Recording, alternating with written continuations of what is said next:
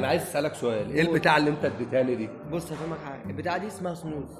انا ما اعرفش هي طلبت معاك ازاي. انا مثلا بتطلب معايا بروقان، فاهم يعني، جاي مخنوق متضايق بتهديني الكلام ده.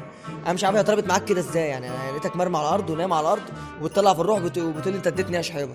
أنا اكيد مش هاذيك، فاهم دماغي؟ ماشي، بس هي البتاع دي ما بياخدهاش الا اللي بيشربوا يا سجاير. عم وربنا لعيبه كره مصر كلها بتاخدها، اقسم بالله بتاخدها. هي طلبت، هو رزقك كده. هي طلبت معاك بتنام على الارض وتقعد تفرفر والكلام ده. طب وايه اللي حصل بقى؟ احكي لي ايه اللي حصل يعني. انا اديتها لك. انا اديتها لك، اصبر يالا. انا اديتها ايه يا ما تكترش. اصبر. انا اديتها لك على اساس، فاهم، انت قلت لي ايه، انا بصحى الساعه 6 الصبح والكلام ده. قلت لك فاهم، انا عارف، انا حاسس بيك والكلام ده. قلت لك خد دي هتريحك خالص. وفعلا هي ريحتك خالص، فاهم.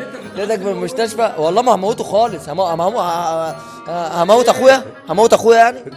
المهم بقى انا اديتها لك، انت خدتها، جرينا بيك على 4 مستشفيات. كل مقلقني، حتى اللي معايا المفروض يقفوا معايا مقلق، بيقول لي انت اديته ايه؟ هدي فيها مخدرات يا ابني؟ مخدرات ايه يا ابني؟ هديله مخدرات يا ابني؟ بس. وطالع ده رايح جاي يا حموسه، رايح جاي عليا، جاي بيقول لي يا لهوي 5 دكاتره حوالين قدام مش عايزين يفوقوه، وانا بقى متجنن. انا بشوخ على نفسي بقى. انت عارف ان انا فصلت انا قلت اصلا. انت خلاص بتطلع في الروح، واللي بتلعبنا اكتر بتقول لهم، قول لهم الحقيقه يا شحبر انت اديتني ايه؟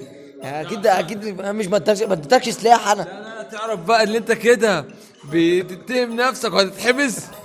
مع الفيديو ده اصلا هيروح، ما هم ما كانش عارفين. لا يا عم دي سنوز عادي يا عم.